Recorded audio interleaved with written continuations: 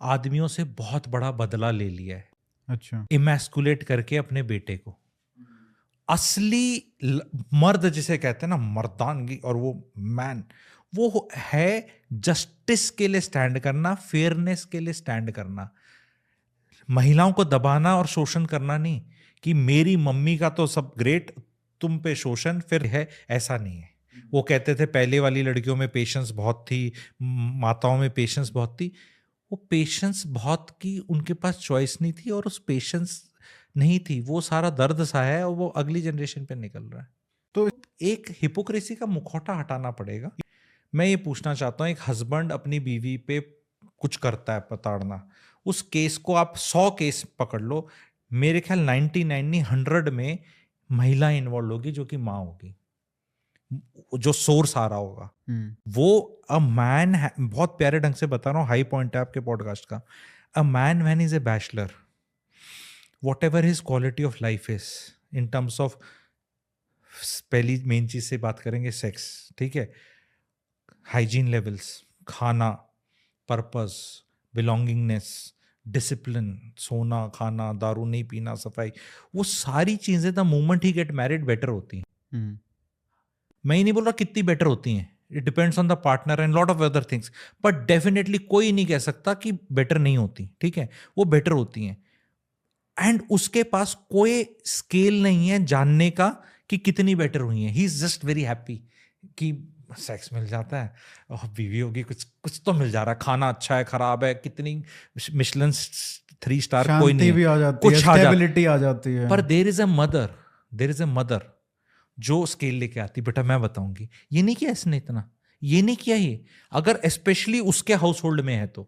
अगर कहीं है, क्योंकि हम धीरे धीरे प्रॉब्लम, जैसे आपने पूछी ना, तो सबसे बड़ी प्रॉब्लम यहां से है, लोग सिम्टम में चले जाते हैं, पर आपकी शादी में प्रॉब्लम क्या है, मेरी वाइफ ने मेरी माँ को ऐसे बोल दिया, या मेरी माँ का झगड़ा, क्यों पे नहीं गए भाई, हर बार पीछे जाना पड़ेगा ना, कि this is an situation, why it happened, because this happened.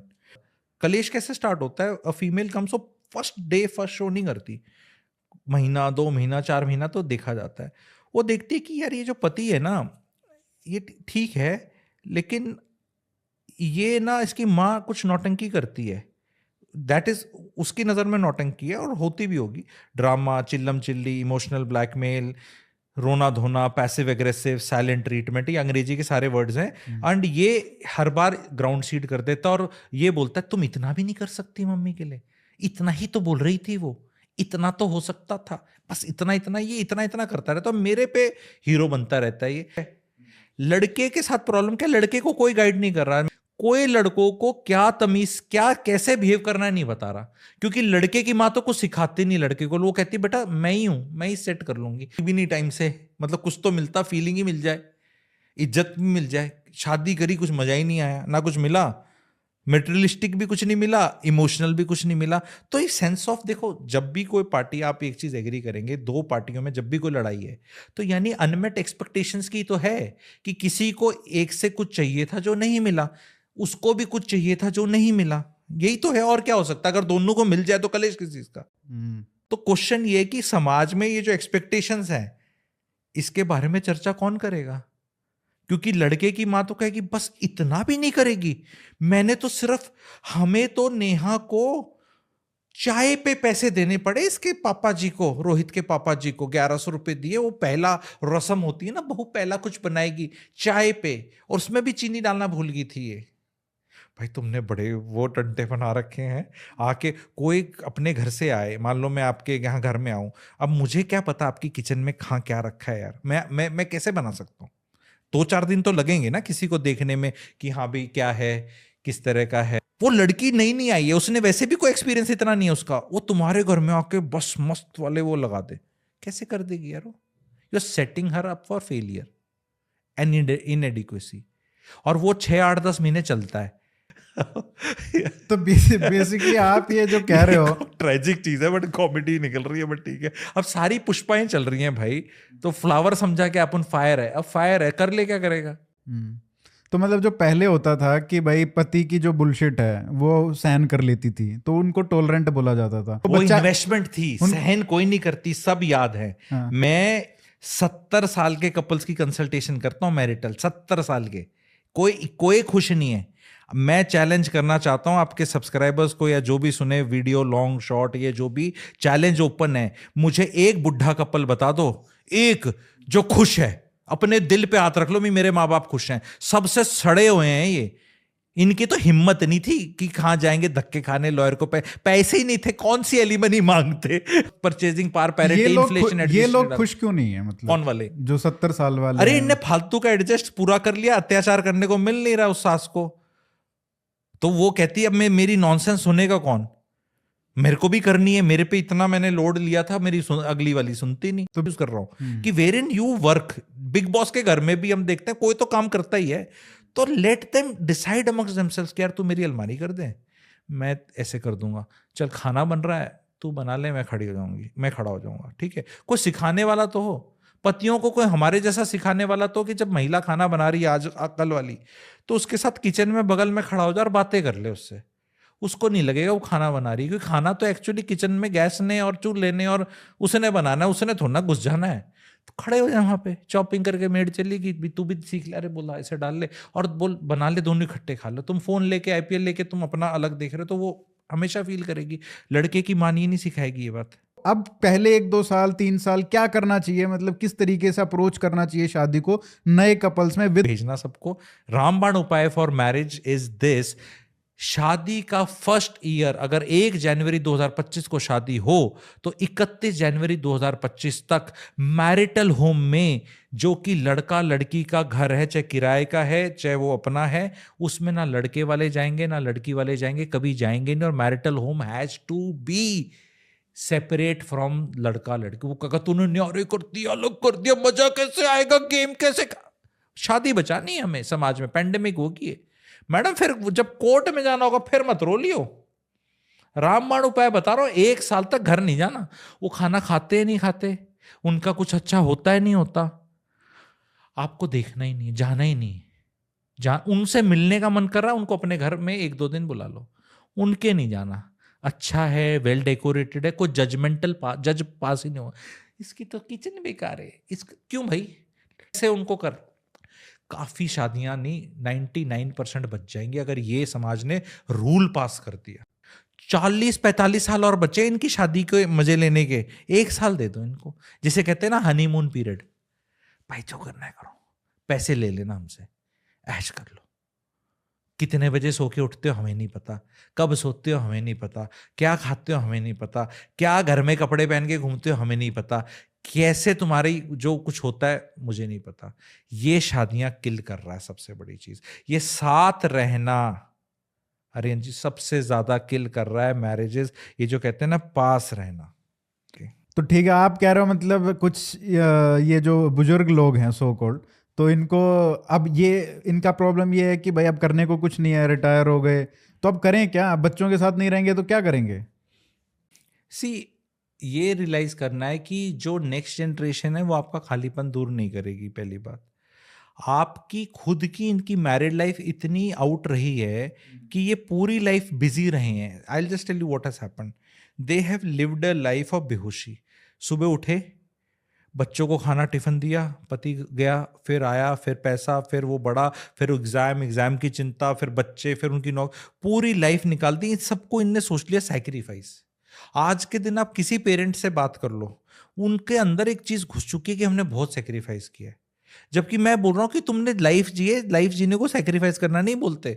आपने सेक्स किया अनप्रोटेक्टेड क्योंकि आप बांझ कहलाना पसंद नहीं था, आपको मां बनना था, और आपको वो कहते हैं ना मर्द या कुछ इंपॉर्टेंट कहलाना पसंद नहीं था, तो आपने बाप बन गए। तो उस बेबी ने आपको दर्जा दे दिया एक समाज में, माँ और बाप। सडनली अब आपकी इज्जत होने लगी।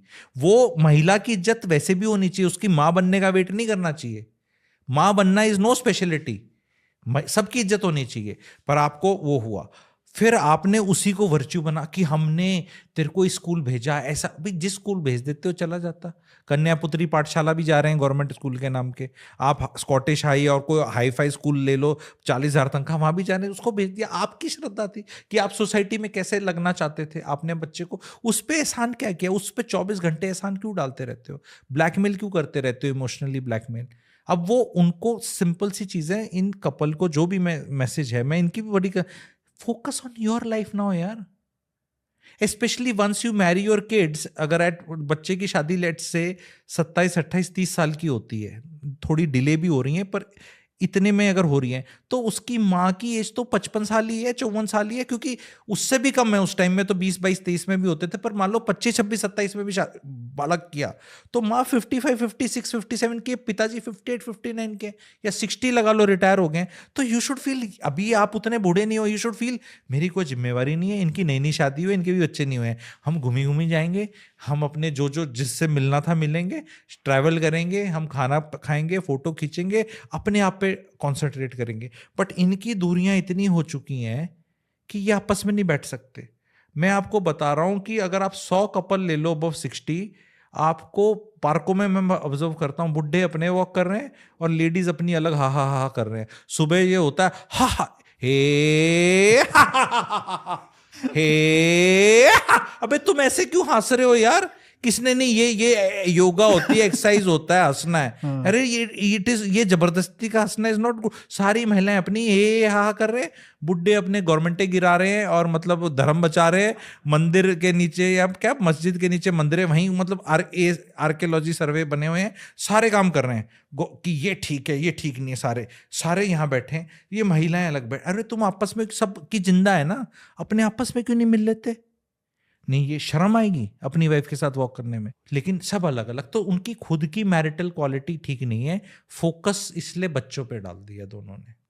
आपस के ट्रॉमास शेयर नहीं करने को, तो जैसे शेयर करेंगे, पता है अगर पिता का तो मुंह नहीं खुलता, उसने अगर एक बार बहू के फेवर में बोल दिया तो वो माँ ने सीधा बोला तेरा बड़ा दिल धड़क रहा है, मेरे टाइम पे तो तूने कुछ बोला नहीं था, है अब तेरे को बहू, तो वो करप्ट हो चुका है ससुर, लड़के का बाप, लड़की का ससुर, वो मुंह नहीं खोलता, वो कहता है तुझे जो करना है कर ले, पूरी छूट है, तेरे साथ भी तो हुआ था। तो वो फिर वो एक घुमाती है। और इमोशनल जो लेवल पे बातें होती है ना हमारे कंट्री में, बहुत ज्यादा हो रखी है। फीमेल्स कहती हैं यार तू अपनी माँ की क्यों ले रहा है इतनी न्यूसेंस, माँ की तो तेरी हर बात पे तेरा दिल ऐसा हो जाता है।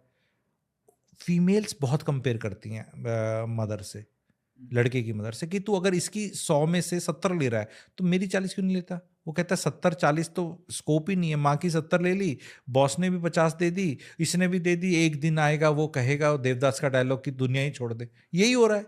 सबसे बड़ा ज्ञान इस पॉडकास्ट का एक चीज़ दे रहा हूँ, हम एज इंसान, पति हों पत्नी हो, हम सबको माफ़ करने को तैयार हैं, बस अपने स्पाउस को ही नहीं करते।